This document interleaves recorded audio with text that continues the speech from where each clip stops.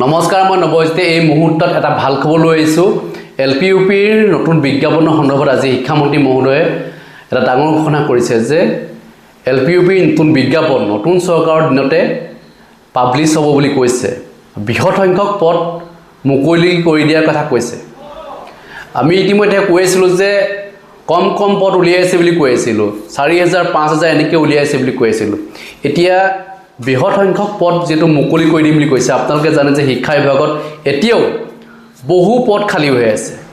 55,000 শিক্ষা বিভাগতে পদ খালী হৈ আছে। তাৰে মানে উচ্চ শিক্ষা আৰু হাই স্কুল হায়াৰ ছেকেণ্ডেৰী লেভেলত আৰু লগতে LPUPৰ যথেষ্ট পদ মানে প্ৰত্যেকটো ডিপাৰ্টমেণ্টত যথেষ্ট পদ খালী হৈ আছে। বিশেষকৈ LPUPত 13,000তকৈ হয়তো বেছি মুকলি কৰি দিয়াৰ সম্ভাৱনা আছে। যদি 13,000 পদ যদি মুকলি কৰি দিয়ে, 13,000টা পদ LPUPতে খালী হৈ আছে। এটা বৃহৎ সংখ্যক পদ বুলি ক'ব লাগিব, কাৰণ সিমানখিনি যদি পদ উলিয়াই দিয়ে তেতিয়াহ'লে আপোনালোকৰ কম নম্বৰৰ কাৰণে যিসকল বঞ্চিত হৈ আছিলে, প্ৰায় টেট পাছ কৰা প্ৰায়বিলাক প্ৰাৰ্থী হয়তো পাবগৈ পাৰে। সকলোৱে নাপাব পাৰে, কিন্তু যিবিলাকৰ নেকি অলপ মাৰ্কছ আছে তেওঁলোকে পাবই, কাৰণ এইবাৰ চিটেটত বহুতেই নম্বৰ ইনক্ৰিজ কৰিছে, গতিকে পোৱাৰ সম্ভাৱনা থাকিব। গতিকে পদখিনি কেতিয়া মুকলি কৰি দিব?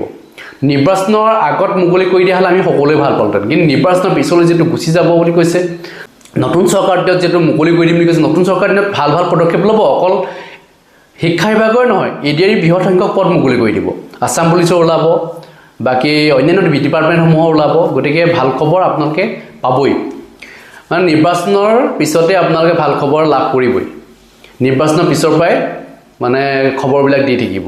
গতিকে নিৰ্বাচনৰ প্ৰাক মুহূৰ্তত 4,500 পদৰ নিযুক্তি সন্দৰ্ভত আজি শিক্ষামন্ত্ৰী মহোদয়ে কৈছে যে 4,500 পদৰ নিযুক্তি নিৰ্বাচনৰ এই মাহটোৰ ভিতৰত দিয়াৰ সম্ভাৱনা আছে। যিহেতু মেৰিট লিষ্ট প্ৰস্তুত কৰি আছে, বহুতেই মোক সুধি আছিলে যে কেতিয়া এপইণ্টমেণ্ট হ'ব 4,500 পদৰ। 4,500 পদৰ এপইণ্টমেণ্ট মাৰ্চ মাহতে হ'ব লাগে। মাৰ্চৰ হয়তো শেষৰ ফালে হয়তো হৈ যাব পাৰে, নহ'লে নিৰ্বাচনৰ পিছত হয়তো গুচি যাব পাৰে, ক'ব নোৱাৰি। মানে এতিয়ালৈকে শিক্ষামন্ত্ৰী মহোদয়ে কৈছে নিৰ্বাচনৰ প্ৰাক মুহূৰ্তত দিম বুলি কৈ আছে। আৰু ইতিমধ্যে আপোনালোকে জানে যে মুখ্যমন্ত্ৰী হিমন্ত বিশ্ব শৰ্মা ডাঙৰীয়াই যিটো জন আশীৰ্বাদ যাত্ৰাত যিটো অংশগ্ৰহণ কৰিছে, গতিকে সকলোৱে যিটো তাত অংশগ্ৰহণ কৰিছে আৰু আপোনালোকৰ যিখিনি মনৰ কথা, আপোনালোকে যিখিনি বিচাৰে, মুখ্যমন্ত্ৰী মহোদয়ক আপোনাক লগ কৰি কথাখিনি জনাব পাৰে। কিমান পদ মুকলি কৰাৰ সম্ভাৱনা আছে, কি কথা এই সম্পৰ্কত সুধিব পাৰে।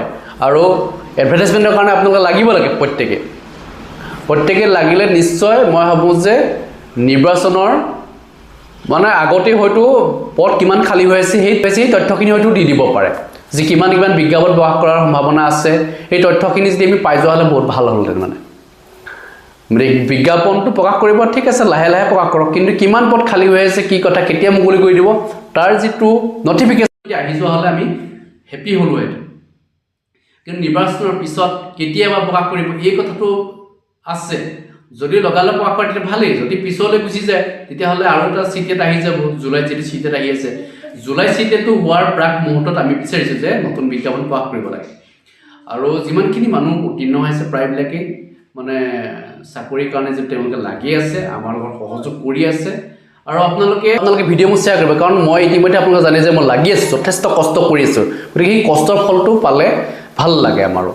গতিকে যিসকল প্ৰাৰ্থীয়ে ইতিমধ্যে ভিডিঅ'টো চাই আছে অন্ততঃ শ্বেয়াৰ কৰি দিব। আৰু শিক্ষামন্ত্ৰী ৰণোজ পেগুৱে কৰি আজি কি বুলি ক'লে সেই মন্তব্যটো আপোনাক শুনাব বিচাৰিছোঁ।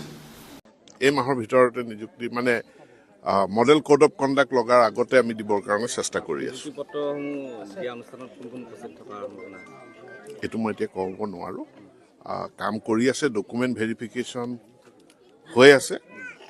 মই ভগৱন্তক প্ৰাৰ্থনা জনাইছোঁ যে ডকুমেণ্ট ভেৰিফিকেশ্যনৰ প্ৰক্ৰিয়াটো যাতে আমি সোনকালে সুকলমে শেষ কৰিব পাৰোঁ। যিটো APSC ফালৰ পৰা যিখিনি বাছনি কৰা হৈছিল ডায়েট প্ৰবক্তা, তেওঁলোকক নিযুক্তি প্ৰক্ৰিয়া একেলগে আমাৰ এইকেইদিন মুখ্যমন্ত্ৰী জন আশীৰ্বাদ যাত্ৰাত ব্যস্ত হৈ আছে। জন আশীৰ্বাদ যাত্ৰা শেষ হোৱাৰ লগে লগে আমি যিখিনি প্ৰাৰ্থী নিৰ্বাচিত হৈ আছে তেওঁলোকৰ নিয়োগ পত্ৰসমূহ আমি বিতৰণ কৰিম। শিক্ষা বিভাগত যিসমূহ এতিয়ালৈকে বিজ্ঞাপন দিয়া হৈছিল, কিমানমান মানে সেই নিযুক্তি প্ৰক্ৰিয়া আপোনালোকৰ বাকী? মূলত আমাৰ 4,500 সেইখিনিৰ নিযুক্তিৰ কাৰণে ডকুমেণ্ট ভেৰিফিকেশ্যন হৈ আছে ডকুমেণ্ট ভেৰিফিকেশ্যন সম্পূৰ্ণ হ'লে বা তাৰ প্ৰতিবেদনৰ ওপৰতে তেওঁলোকক নিযুক্তি দিব পৰা নোৱাৰা গোটেই বিষয়টো নিৰ্ভৰ কৰিব শিক্ষা বিভাগত আৰু নিযুক্তি দিবৰ কাৰণে থাকি গ'ল নেকি নিযুক্তিটো শিক্ষা বিভাগত খালী পদ ওলায়ে থাকে গতিকে এতিয়া আৰু চৰকাৰখনৰ এইখন চৰকাৰৰ অধীনত নহ'ব নতুন চৰকাৰ হ'লে আমাৰে হ'ব নতুন চৰকাৰৰ দিনত আকৌ বিশাল নিযুক্তি শিক্ষা বিভাগত হ'ব নতুন তেতিয়া যিখিনি আকৌ নতুন পদসমূহ বা নতুন বিজ্ঞাপন তেতিয়া ওলাব সেইখিনি তেতিয়া ওলাব নতুন চৰকাৰ গঠন হোৱাৰ পাছত এক বৃহৎ বিজ্ঞাপন প্ৰকাশ পাব আপোনালোকে শিক্ষামন্ত্ৰী মহোদয় মন্তব্যটো শুনিলে গতিকে ইয়াৰ পৰা এটাই বিশ্বাস হৈছে যে বিজ্ঞাপন বিভাগ কৰাটো খাটাং গতিকে বিজ্ঞাপনটো অতি সোনকালে ওলাওক কাৰণ বহুতৰ বয়স গুচি গৈছে